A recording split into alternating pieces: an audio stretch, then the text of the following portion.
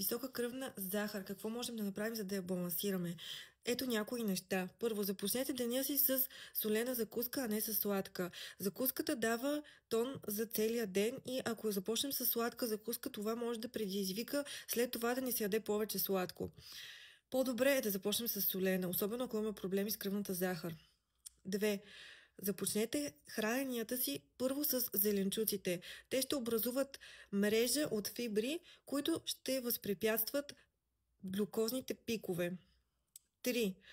След хранене 10-15 минути движение. Това много помага глюкозата веднага да се използва от мускулите и да няма глюкозни пикове.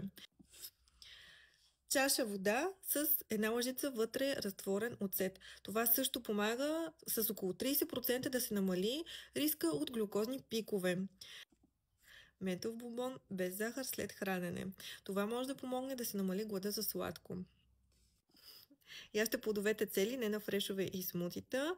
Фибрите в плодовете възпрепятстват рязкото вдигане на кръвната захар от фруктозата, която се намира в тях.